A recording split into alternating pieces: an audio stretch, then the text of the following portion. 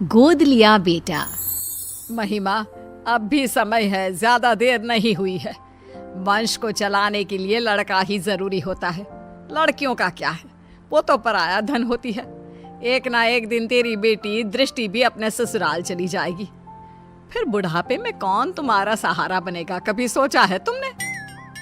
Mummy जी, मैं आपकी बात समझ रही हूँ, लेकिन किसी दूसरे के बेटे को हम कैसे अपना लें भला? जिस किसी भी बच्चे को हम गोद लेंगे उसकी रगों में तो किसी दूसरे का ही खून होगा ना, और मैं दूसरे के बच्चे को पाल नहीं सकती। हाँ माँ, महिमा ठीक कह रही है। वैसे भी दृष्टि अब 8 साल की हो चुकी है, सब समझने लगी है वो भी। अगर हम बच्चा गोद ले भी लेते हैं तो हो सकता है कि कल को वो भी उस बच्चे को एक्सेप्ट ना कर पाए। अरे वो सब तुम समय पर छोड़ दो, समय के साथ साथ उसे भी सब समझ में आ जाएगा। वसुंधरा अपनी बेटे बहू को रोजाना यही बात बोलती, जिसे गिरीश और महिमा नजरअंदाज करते रहते। फिर एक दिन, तुम लोगों को पता है वो जो हमारे पड़ोस में विमला रहती थी ना, जिसकी सिर्फ 2 बेटियां थी, आज उसकी बंद कमरे में लाश मिली है। जानती हो, उसकी सास ने भी उसे समझाने की बहुत कोशिश की थी कि किसी लड़के को गोद ले आए, लेकिन उसने अपनी सास की एक ना सुनी। और देखो, आज कंधा देने वाला भी कोई नहीं। वसुंधरा की इन बातों का गिरीश और महिमा पर इतना ज्यादा असर पड़ता है कि वो तुरंत ही बच्चे को गोद लेने का फैसला कर लेते हैं। तकरीबन 3 घंटे की प्रक्रिया के बाद गिरीश 6 साल के हर्ष को संग लेकर घर पहुंचता है। आप यही चाहती थी ना माँ कि हम एक लड़के को गोद ले आए? तो देखिए, ये रहा हमारा हर्ष। ये तो तुमने बहुत अच्छा किया बेटा। अब एक काम करते हैं, कल कुछ पंडितों को बुलाकर इसका शुद्धिकरण करा देते हैं। शुद्धिकरण? ये क्या होता है? अरे बेटा, अभी तेरी रगों में किसी और का खून है, जिसके बारे में हमें कोई खोज खबर भी नहीं है, इसीलिए तू अशुद्ध है। कल जब तेरा शुद्धिकरण हो जाएगा तब तो इस घर का वारिस बन जाएगा। तो क्या कल आप इंजेक्शन लगाकर मेरे शरीर से खून निकाल लेंगे? अरे ना ना बेटा, ऐसा कुछ नहीं होगा। हाँ, मुझे पता है ऐसा ही होगा। मैंने पढ़ा था, खून की शुद्धिकरण को डायलिसिस कहते हैं। इसके जरिए जो हमारे शरीर में गंदा खून होता है वो निकाल देते हैं। आप लोग भी कल मेरे साथ यही करोगे ना? हर्ष के मुंह से इतनी छोटी सी उम्र में इतनी बड़ी बड़ी बातें सुनकर सभी दंग रह जाते हैं। आप कहां से लाए हो इस बच्चे को जो इस उम्र में इतनी बड़ी बड़ी बातें कर रहा है? कहा था ना कोई मासूम सा बच्चा लाना। महिमा, यह अभी सिर्फ 6 साल का है। अगर मैं इससे भी छोटा बच्चा लाता तो तुम्हें पता ही है छोटे बच्चों के साथ कितनी दिक्कतें होती हैं। हाँ, लेकिन आपको एक यही बच्चा मिला जो इस उम्र में इतना कुछ समझता है। उससे तो आगे भगवान ही बचाए। मैं दृष्टि के पास जा रही हूँ, आप संभालिए इस शैतान को। अगले दिन पंडित को बुलाकर शुद्धिकरण की पूजा भी करा दी जाती है, लेकिन उसके बाद भी घर का कोई भी सदस्य उसे अपना नहीं पाता। वो घर में सजावट के लिए पड़ी किसी चीज की तरह था। इसी तरह 1 साल बीत जाता है। समय के साथ साथ हर्ष को भी अपनी और सौतेले में फर्क समझ आ जाता है। अब दृष्टि 9 की और हर्ष 7 साल का हो चुका होता है। दृष्टि बेटा, मैंने तुम्हारे लिए एक साइकिल खरीदी है। अब तुम्हें स्कूल बस से जाने की कोई जरूरत नहीं है। थैंक यू पापा। पापा, मेरे लिए भी आप एक साइकिल खरीद लीजिए। स्कूल बहुत दूर है, मैं आने जाने में थक जाता हूँ। अगर स्कूल इतना ही दूर है तो कल से जाने की कोई जरूरत नहीं है, घर पर बैठ जा। मेरे पास इतने पैसे नहीं कि अब तुझे भी साइकिल खरीद कर दे सकूं। हर्ष मुंह लटकाकर वहां से चला जाता है। तुम लोग क्यों उसे अपना नहीं पा रहे हो? आखिर कब तक ऐसे ही उसके साथ सौतेलापन का व्यवहार करते रहोगे? दृष्टि की तरह अब वो भी तुम लोगों का बेटा है। बुढ़ापे में वही तुम्हारा सहारा बनेगा। माँ प्लीज, आपके कारण ही हम इस लावारिस को उठाकर घर लाए हैं। इससे आगे हम और कुछ नहीं कर सकते। ऐसा तो तुम उसकी जिंदगी बर्बाद कर रहे हो बेटा। अगर आपको ऐसा ही लगता है तो छोड़ आइए इसे वहीं जहां से ये आया था। तुम्हारे अंदर की इंसानियत कहाँ मर गई? जब से आया है तब से लेकर आज तक तुमने उसे कभी एक बाप का प्यार नहीं दिया। जरा सा भी तरस नहीं आता तुम्हें उस पर। माँ प्लीज, ये सब बातें आप मुझसे ना ही करो तो बेहतर होगा। 2 दिन बाद आज हर्ष बहुत खुश होता है और उछलते हुए अपनी माँ के पास आता है। माँ माँ, मेरा रिजल्ट आ गया। देखिए, मैंने अपनी पूरी क्लास में टॉप किया है। तू मुझे क्यों माँ बुला रहा है?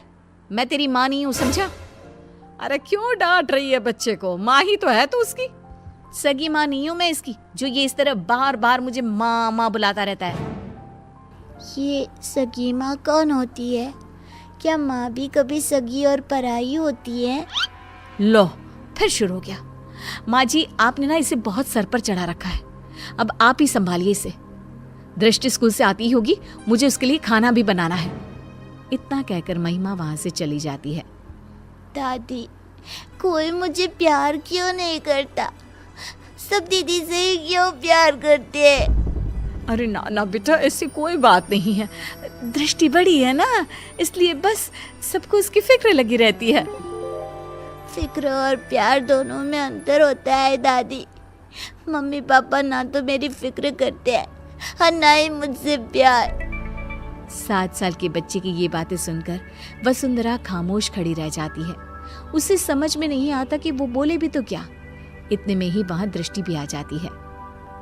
मम्मी पापा मुझसे प्यार इसलिए करते हैं क्योंकि मैं उनकी सगी बेटी हूँ, और तुम्हें तो वो अनाथालय से उठाकर लाए हैं।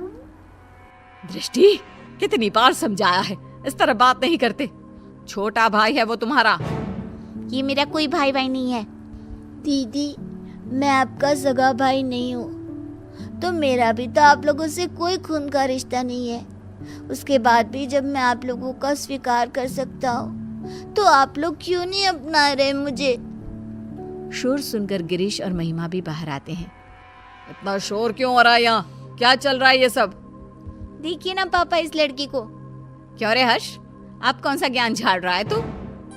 मैंने तो बस छोटा सा सवाल ही पूछा था दीदी से। अगर उनके लिए मैं कोई गैर हूँ, तो आप कौन से मेरे सगे हैं? उसके बाद भी जब मैं आपको अपने जन्मदाता की जगह दे सकता हूँ, तो आप लोग ऐसा क्यों नहीं कर सकते? हर्ष के इन सवालों से पूरे घर में सन्नाटा छा जाता है। वसुंधरा अपने आंसू पोंछते हुए गिरीश और महिमा से सवाल करती है। अब क्यों चुप हो तुम लोग? जवाब दो ना इस बच्चे के सवाल का। हर्ष के सवालों का किसी के पास कोई जवाब नहीं होता। गिरीश और महिमा बिना कुछ बोले अपने रूम की तरफ चले जाते हैं। ये लड़का तो जरूरत से ज्यादा ही तेज है। कहीं हमने इसे गोद लेकर कोई गलती तो नहीं कर दी? अगर ऐसा ही रहा तब तो ये हमारी बेटी का हक छीन लेगा और पूरी प्रॉपर्टी हड़प लेगा। तुम सही बोल रही हो महिमा। हमें जल्दी से इस लड़के का कुछ करना होगा। ये हमारी बेटी के लिए खतरा हो सकता है। अगले दिन, हर्ष बेटा कहाँ हो? चलो आज हम तुम्हें कहीं बाहर घुमाने ले चलते हैं। सच में माँ, हम घूमने जा रहे हैं? हाँ बेटा, अब जल्दी से तैयार होकर आ जाओ। हर्ष भागते हुए अपने रूम में तैयार होने जाता है। थोड़ी देर बाद वो तैयार होकर बाहर आता है, जहाँ गिरीश और महिमा उसका इंतजार कर रहे होते हैं। मम्मी पापा, हम कहाँ जा रहे हैं? आज हम तुम्हें मेला दिखाने के लिए लेकर जा रहे हैं। कल तुम्हारे सवालों ने हमारी आंखें खोल दी, इसलिए अब हम तुम्हें अपने सगे बेटे जितना ही प्यार देंगे। हर्ष ये सब सुनकर बेहद खुश हो जाता है। उसे लगने लगता है कि अब उसके बुरे दिन जा चुके हैं, लेकिन उसे कहाँ पता था कि उसकी किस्मत में आखिर आगे क्या लिखा है। वे सब मेले में पहुंच जाते हैं। हर्ष बेटा, झूला झूलोगे? हाँ मम्मा, मुझे झूला झूलना बहुत पसंद है। ठीक है, तुम जाकर झूला झूल लो, हम लोग तुम्हारा यहीं इंतजार करते हैं। हर्ष चला जाता है। यही अच्छा समय है, अब हम घर चलते हैं, इसका काम तो हो गया। सही कहा तुमने। मेला घर से इतना दूर है कि ये वापस लौटकर कभी नहीं आ पाएगा। गिरीश और महिमा वहां से चले जाते हैं। हर्ष जब वापस लौटता है तो उसे वहां कोई नजर नहीं आता। वो पागलों की तरह अपने परिवार वालों को ढूंढता है। कुछ घंटे ढूंढने के बाद जब उसे कोई नहीं मिलता तो उसे सब समझ आ जाता है। अब वो करता भी तो क्या? न घर का पता मालूम था, ना ही कोई फोन नंबर। थक हार कर वो वहीं बैठ जाता है। तुम दोनों तो हर्ष को मेले पर लेकर गए थे ना, इतनी जल्दी वापस आ गए? और हर्ष कहाँ है? कहीं नजर नहीं आ रहा।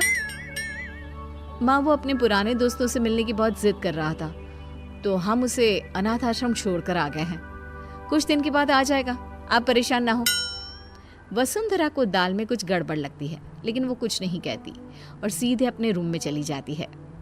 महिमा, माँ को इसके बारे में कुछ पता नहीं चलना चाहिए। महिमा सिर हिलाकर हाँ कहती है। एक हफ्ता बीत जाने के बाद भी जब हर्ष वापस नहीं आता, तब वसुंधरा अपना फोन उठाकर हर्ष के दोस्तों को फोन करती है, जिससे उसे पता चलता है कि हर्ष तो कभी अनाथ आश्रम गया ही नहीं था। गुस्से से आग बबूला होकर वसुंधरा गिरीश और महिमा के कमरे में जाती है। हर्ष तो अनाथ आश्रम गया ही नहीं, फिर तुम लोगों ने मुझसे झूठ क्यों बोला? कहाँ है मेरा पोता, बताओ मुझे। माँ जी, वो आपका पोता नहीं है। मुझे सिखाने की जरूरत नहीं है, जितना पूछा है सिर्फ उतना ही जवाब दो। माँ, वो हम लोग हर्ष को उस दिन मेले में ही छोड़कर आ गए थे, हमें नहीं पता कि अभी वो कहाँ है। क्या? उस छोटे से बच्चे को तुम मेले में ही छोड़कर आ गए, ये जानते हुए भी कि वो अभी सिर्फ 7 साल का है। बेचारे किस हाल में होगा वो मासूम। तो और क्या करते मम्मी जी, उसका ठेका थोड़ी ना ले रखा है हमने। हम क्यों भला किसी और के बेटे के लिए अपनी बेटी का हक मारे। इस घर, परिवार और हमारे प्यार पर सिर्फ दृष्टि का हक है। अगर ऐसी ही बात है तो मैं तुम्हें याद दिला देती हूँ कि तुम भी कोई मेरे सगे बेटे नहीं हो। ऐसे ही किसी अनाथ आश्रम से मैं तुझे लेकर आई थी। अगर उस समय मैं भी यही करती तो आज तुम भी दर दर की ठोकरें खा रहे होते। मैं नहीं जानती थी कि तुम दोनों की सोच इतनी छोटी भी हो सकती है। वसुंधरा की बातों से दोनों का सिर शर्म से नीचे झुक जाता है। उन्हें अपनी गलती का एहसास तो हो चुका होता है, लेकिन अब शायद बहुत देर हो चुकी होती है। दोनों हर्ष को ढूंढते हुए उसी मेले की तरफ पहुंच जाते हैं, लेकिन वहां उन्हें सिवाय सन्नाटे के कुछ नजर नहीं आता। अगले दिन गिरीश और महिमा फिर से उसी मेले में हर्ष को ढूंढने जाते हैं। क्या हुआ साहब, किसी को ढूंढ रहे हो क्या? कुछ दिन पहले हमारे साथ एक बच्चा आया था ना, जिसने झूला भी झूला था। आपने उसके बाद से कहीं देखा उसे? नहीं, उसके बाद मैंने उसे देखा तो नहीं, लेकिन उस दिन बहुत रो रहा था बेचारा। रात तक यहीं बैठकर रोता रहा, फिर अचानक न जाने कहाँ गायब हो गया। गिरीश और महिमा आगे बढ़ते हुए फिर किसी से पूछते हैं। आप जिस बच्चे को ढूंढ रहे हो ना, वो तो 2 दिन पहले ही मर चुका है। बेचारा पिछले कई दिनों से यहाँ रोज आकर अपने मम्मी पापा को ढूंढता था। कई दिनों से कुछ खाया भी नहीं था उसने। फिर एक दिन एक्सीडेंट में उसकी मौत हो गई। 7 साल की मासूम की मौत के बारे में सुनकर गिरीश और महिमा के पैरों तले जमीन खिसक जाती है। उनकी घटिया सोच आज एक मासूम की मौत की वजह बन चुकी थी। क्या गिरीश और महिमा का एक 7 साल के बच्चे को लेकर ऐसा बर्ताव उचित था? गोद लिए हुए बच्चे को अपनाने के बाद भी आखिर क्यों उन पर सौतेले और अनाथ होने का टैग लगा दिया जाता है? क्या सिर्फ खून के रिश्ते ही रिश्ते होते हैं? दिलों के रिश्तों का कोई वजूद नहीं होता?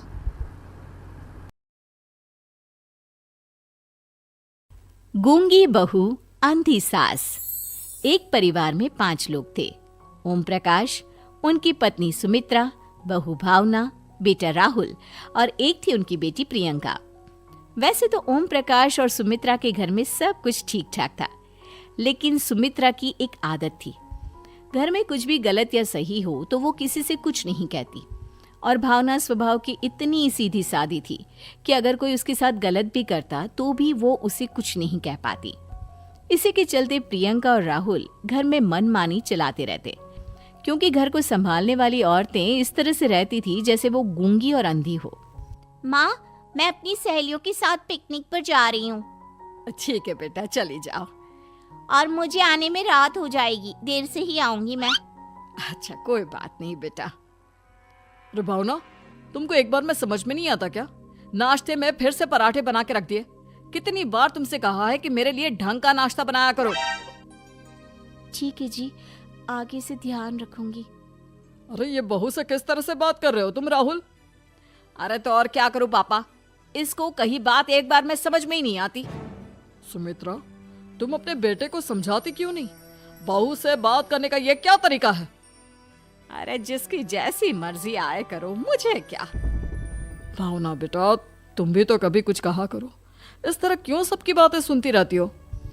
कोई बात नहीं पापा जी, सब ठीक है। रात को काफी देर तक प्रियंका घर नहीं आती और जब वापस लौट कर आती है तो एक लड़की के साथ बाइक पर बैठकर सुमित्रा और भावना दोनों ही प्रियंका को लड़की के साथ देख लेते हैं। आज तो जोर से डांट पड़ने वाली है, लेकिन मैं डर क्यों रही हूँ? माँ तो सब कुछ देखकर भी अंधी बनी रहती है। और रही बात भाभी की, वो किसी को कुछ नहीं बताने वाली। कहने को भगवान ने आवाज दी है, लेकिन गूंगी है गूंगी। अरे प्रियंका बेटा, इतनी रात को कॉलेज से लौट कर आ रही हो? कहाँ गई थी तुम? पापा वो सहेली के घर पर थी, पढ़ाई करने के लिए रुक गई थी। अच्छा ठीक है, जाओ अपने कमरे में जाओ और सो जाओ। सुमित्रा ने अपनी बेटी को एक लड़की के साथ इतनी रात को आते देखकर भी उससे कुछ नहीं कहा और भावना ने भी इस बारे में किसी से कोई बात नहीं की। कुछ दिनों के बाद मामा जी का फोन आया था। उन्होंने प्रियंका के लिए कोई रिश्ता ढूंढा है। लड़के वाले उसे देखने आ रहे हैं। अरे मुझे नहीं करनी शादी वादी, किसी लड़की को बुलाने की कोई जरूरत नहीं है। ये तुम क्या कर रही हो प्रियंका बेटा? तुम्हारी शादी की उम्र हो चली है और तुम्हारे मामा जी ने बहुत अच्छा रिश्ता बताया है। पापा अब जिद क्यों कर रहे हैं? और आप क्यों मेरी मर्जी के खिलाफ शादी कराना चाहते हैं? अरे माँ, इसको समझाइए ना। आपकी बेटी, आप तो बस चुपचाप सब कुछ होते हुए भी देखती रहती हैं। अरे तो क्या कहूँ, और मेरे कहने से क्या हो जाएगा? वैसे भी गलत क्या हो रहा है, सब कुछ सही तो है। भावना बहू, देखो तो प्रियंका हमारी बात नहीं समझेगी, लेकिन वो तुम्हारी हम उम्र है। क्या पता तुम्हारे कहने से उसे कुछ समझ में आ जाए। नहीं पापा जी, मेरे कहने से कुछ नहीं होगा। मैं प्रियंका को कैसे समझा सकती हूँ? वो ननद है मेरी, कहीं मेरी किसी बात का बुरा मान गई तो? सुमित्रा और भावना में से कोई भी प्रियंका को कुछ नहीं समझाता। इस बात से राहुल और ओम प्रकाश जी दोनों ही परेशान हो जाते हैं। और फिर जब लड़का प्रियंका को देखने के लिए आता है, मुझे आपकी बेटी बहुत पसंद है, मैं उसके साथ शादी करने के लिए तैयार हूँ। देखो, मुझे तुमसे शादी नहीं करनी, और ये बात जितनी जल्दी समझ में आ जाए अच्छा रहेगा। अरे तो फिर आप लोगों ने मुझे यहाँ बुलाया ही क्यों? माफ कर दो बेटा, वो हमारी बेटी जरा गुस्से में है। हम उसे समझाने की कोशिश करते हैं। हाँ देखिए, आप नाराज मत होइए, वो तो उसने बस ऐसे ही कह दिया होगा। अरे कोई ऐसे ही कुछ कहता है क्या? और ये आपकी पत्नी और माँ, ये दोनों इस तरह चुपचाप क्यों बैठे हैं, जैसे इस घर के मेंबर ही ना हो? आपके घर में सब कुछ ठीक तो है ना? अरे सब कुछ ठीक है बेटा। सुमित्रा, समझाओ ना अपनी बेटी को। अरे क्या समझाऊं, क्या होगा समझाने से? सब ठीक ही तो हो रहा है, गलत क्या हो रहा है? भावना, प्रियंका को अंदर लेकर जाओ और उससे समझाओ कि कितना अच्छा रिश्ता है। इतना अच्छा लड़का है, इस तरह से बिहेव ना करे। नहीं जी, मैं किसी से कुछ नहीं कह सकती जी। अरे अजीब परिवार है, मुझे तो यहाँ से निकलना पड़ेगा। इस तरह से तो आपकी बेटी की शादी किसी से नहीं हो सकती। जिसके घर की औरतें गूंगी और अंधी बनकर बैठ जाए, उस घर का कुछ नहीं हो सकता। ओम प्रकाश और राहुल सुमित्रा और भावना की हरकतों की वजह से बहुत परेशान हो जाते हैं। एक दिन वो दोनों आपस में बात करते हैं। पापा, समझ में नहीं आता कि भावना और माँ को कैसे समझाया जाए। सही कहते हो बेटा, तुम और मैं काम के सिलसिले में सारा दिन घर के बाहर रहते हैं और घर की दोनों औरतें जिन्हें सारा घर संभालना चाहिए, गूंगी और अंधी बनकर बैठी हैं। पापा आप ही बताइए, इसका क्या उपाय है? मेरी तो कुछ समझ में नहीं आता बेटा, लेकिन हमें कुछ तो करना पड़ेगा, क्योंकि इन सब की वजह से प्रियंका बहुत ज्यादा बिगड़ती जा रही है। तुमने देखा उसे किस तरह से बिहेव किया था। अरे लेकिन पापा, हम करेंगे क्या? हमें एक नाटक करना होगा। कुछ दिनों के लिए हम भी गूंगे और बहरे बन जाते हैं, उसके बाद इन दोनों औरतों को अकल आएगी। हाँ पापा, शायद आपकी बात ठीक है। हम दोनों हर बार बात को संभाल लेते हैं और इसी वजह से माँ और भावना कुछ भी करने की कोशिश ही नहीं करते। और फिर अगले दिन, भावना, नाश्ते में क्या बनाया है? जी पराठे बनाए हैं। मेरे लिए पोहा बना दो। अच्छा जी ठीक है, अभी बना देती हूँ जी। बहू, नाश्ते में क्या बनाया है? पापा जी, पराठे हैं और पोहे बन रहे हैं। अरे बहू, मुझे तो उपमा खाने का मन था, मेरे लिए उपमा बना दो। ठीक है पापा जी, अभी बना देती हूँ। भाभी जल्दी से जरा मेरा कॉलेज का टिफिन तो पैक कर देना। और सुनो, मुझे ना भिंडी की सब्जी खाने का मन है। सुमित्रा चुपचाप बैठी बैठी सब कुछ देख रही थी। उसने किसी से कुछ भी नहीं कहा और ये देखकर भावना को मन ही मन गुस्सा आ रहा था, लेकिन वो किसी से कुछ नहीं कह रही थी। उसे लग रहा था कि ओम प्रकाश जी, जो हमेशा उसकी साइड लेते थे, वो भी आज चुपचाप बैठे हुए थे। शाम के वक्त प्रियंका अपने बहुत सारे दोस्तों को लेकर घर आती है और उधर दूसरी तरफ से राहुल भी अपने ऑफिस के दोस्तों को लेकर घर आ जाता है। प्रियंका अपने कमरे में तेज म्यूजिक चलाकर डांस करती है और राहुल अपने दोस्तों के साथ बैठकर जोर जोर से हंस रहा था। प्रियंका और राहुल मिलकर पूरे घर को अस्त व्यस्त कर देते हैं, लेकिन भावना उनसे कोई शिकायत नहीं करती और सुमित्रा जी भी चुपचाप बैठी रहती है। लेकिन भावना और सुमित्रा के अंदर का गुस्सा धीरे धीरे बढ़ रहा था। फिर रात को ओम प्रकाश और राहुल एक दूसरे से बातें करते हैं। पापा, हमने इतना कुछ किया, फिर भी भावना कुछ बोलती ही नहीं और माँ भी कुछ गलत करने से किसी को रोकती ही नहीं। तुम चिंता मत करो बेटा, इन दोनों के अंदर का गुस्सा भर रहा है और बहुत जल्दी बाहर आने वाला है। अगले दिन, अरे बहू, ये कपड़े धुले हैं या गंदे हैं? पापा जी, कपड़े तो मैंने धोकर ही आपकी अलमारी में रखे थे। मुझे तो साफ नहीं लग रहे, एक बार और धो देना। प्रियंका, मैं सोच रहा था कि तुम्हें उस लड़के से शादी नहीं करनी है ना, मत करो। एक काम करो, वैसे भी क्या रखा है शादी वादी में, तुम्हें जो लड़का पसंद है उसके साथ जाकर कोर्ट मैरिज कर लो। इस बार ओम प्रकाश और राहुल की बात सुनकर भावना और सुमित्रा के अंदर का गुस्सा जाग उठता है। मैं किसी से कुछ कहती नहीं जी, इसका मतलब ये है कि आप लोग मुझे परेशान करते ही रहेंगे। कल 4 बार मुझसे नाश्ता बनवाया, आज पापा जी मुझसे धुले हुए कपड़ों को बार बार धुलवा रहे हैं। अरे मैं इंसान हूँ जी, कोई मशीन नहीं हूँ।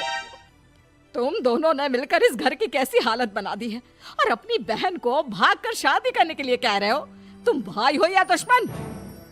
ओम प्रकाश और राहुल जोर जोर से हंसने लगते हैं। अरे इसमें हंसने की क्या बात है? हम लोग यहाँ इतने परेशान हो रहे हैं जी, तुम लोगों को ऐसी हरकत करने के बाद भी हंसी आ रही है। ये क्या कर रहे हैं जी आप दोनों? यही तो हम चाहते थे कि सुमित्रा, तुम अंधी होकर ना बैठी रहो। घर में कुछ भी गलत हो तो उसे रोकने की कोशिश करो। और भावना, तुम अपने साथ हो रहे गलत व्यवहार पर भी कभी मुंह नहीं खोलती। ये सही बात नहीं है। मैं चाहता था कि तुम्हारी भी जुबान खुले, तुम गलत बात का विरोध करो।